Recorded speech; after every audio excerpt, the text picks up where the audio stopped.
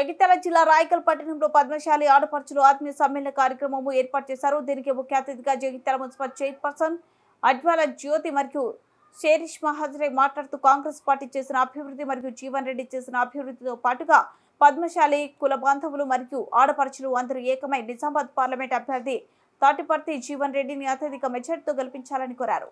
ఈ కార్యక్రమంలో రాయకల్ పట్టణ అధ్యక్షుడు మేకల రమేష్, రాయకల్ మహిళా పట్టణ అధ్యక్షురాలు తాటిపాముల మమత, అనురాధ తదితరులు పాల్గొన్నారు.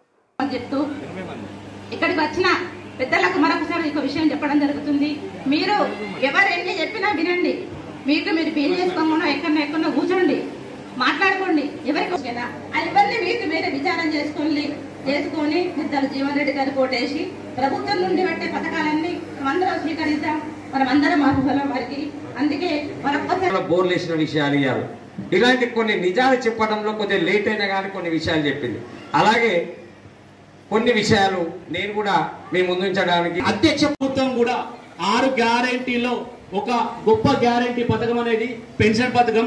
అది ఆగస్టు లోపల ప్రతి మహిళకు 4000 రూపాయల చొప్పున పెన్షన్ వస్తుంది. Thank you వనాండాల్.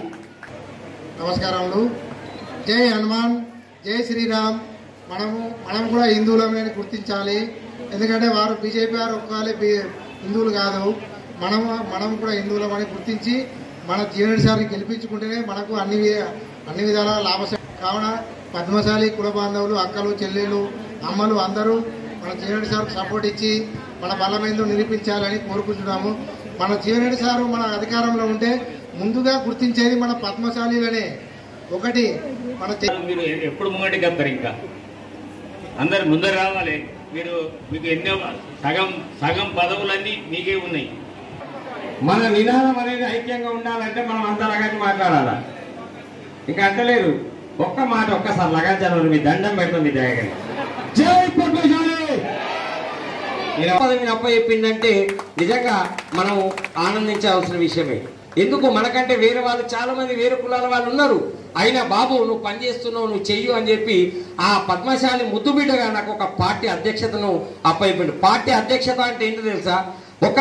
ఈ రాయకాల్లో ఉన్న 25,000 జనాన్ని నువ్వు చూసుకో, వాళ్ళకున్న కష్టాన్ని కానీ ఏది ఉన్నా కానీ నువ్వు నా తరఫున నువ్వు చెయ్యాలి అని చెప్పి నన్ను మీ అందరి ముందర నన్ను నిలుచుని పెట్టి మీరు సేవ చేయాలి బాబు అని చెప్పి ఒక పద్మశాలి ముద్దుబిడ్డగా నాకు బాధ్యతలు ఇచ్చింది. చాలా మంది కూడా నేను పద్మశాలి మీ అందరికీ తెలుసు.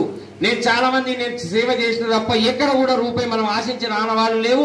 మీ ఇండ్లకు కానీ మీరు కట్టుకుంటే ఇండ్ల విషయంలో, పెన్షన్ల విషయంలో, చేనేత పెన్షన్ల విషయంలో, ఆడబిడ్డలకు ఒంటరి మహిళల విషయంలో, మన ఏది బీడీపీ విషయాలలో కూడా ఒక 1500 మీ అందరికి సేవ చేయడానికి నేను రియల్లీ చెప్తున్నా. అంటే మరొక అవకాశం నాకు కౌన్సిలర్ గా నిల్చుని పెడితే నా భార్యను కౌన్సిలర్ చేయడం అనేది కూడా నేను ఆనందించగలను.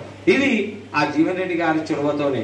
ఈ రోజు అదే మన తాట్పాల విశ్వనాథం గారు ఇవన్నీ చూసి పార్టీలోకి వచ్చారు. అదే ఇంతకుముందే చెప్పాను, హనుమాన్ టెంపుల్ చైర్మన్ ఎంతో మంది చేస్తుంటే మన పద్మశాలికే ఇచ్చారు. ఇప్పుడు పెద్దగా చెప్పాలంటే జగిత్యాల పెద్ద. అట్లాగే అక్కడి నుంచి వచ్చిన మా ఆడపడుచులందరికీ హృదయపూర్వక నమస్కారాలు తెలియజేస్తూ, అట్లాగే నా కుల బాంధవ్యులందరికీ పాదాభివందనాలు చేసుకుంటున్నాను. జై మార్కండేయ. పద్మశాలి ఐక్యత, పద్మశాలి ఐక్యత. ఎవరు చెప్తలేరు మరి, అందరు చెప్పాలి. ఇవాళ మీ ఆడబిడ్డగా, మీ ఇంటి బిడ్డగా నేను ఇక్కడికి వచ్చి మాట్లాడుతున్నానంటే మీ అందరి కళ్ళలో నేను సంతోషం చూస్తున్నా. ఇవాళ నేను ఈ స్థాయిలో ఇక్కడ ఉన్నానంటే దానికి కారణం జీవనన్న. మరి నేను ఒక చిన్నగా చెప్తా, మీరు అందరు వినాలి ఓపికగా. ఒక వ్యక్తి ఎలాంటి వాడు అని అంటే తన స్వార్థం కోసం ఎప్పుడు పనిచేయలేదు. కేవలం ఆయనకున్న ఒకే ఒక స్వార్థం, నేను ప్రజల కోసం పనిచేయాలి. ఈ ఉన్న జీవితం ఏదైతే ఉందో నేను కేవలం ప్రజల కోసం. ఏనాడు కూడా కుటుంబాన్ని పట్టించుకోలేదు. ఏనాడు కూడా ఆయన జీవితాన్ని ఆయన లెక్క చేయలేదు. ఆయనకు 2 సార్లు ఇక్కడ సర్జరీ అయింది. 2 సార్లు మోకాళ్ళ చిప్పలు కూడా చేంజ్ చేసుకున్నారు. అయినా కూడా మన కోసం తిరుగుతున్నారు. మరి ఎందుకు? ఆయనకు బాగా పిచ్చి ఉంటుంది. ఏంటిది? ప్రజల కోసం నేను పనిచేయాలి, కేవలం మీకోసం మాత్రమే పనిచేయాలని బాగుంటుంది ఆయన. మరి ఎందుకు వచ్చింది నాయకత్వం అనేది మాకైతే ఇంతవరకు అర్థం కాలేదు. ఒకటి ఇవాళ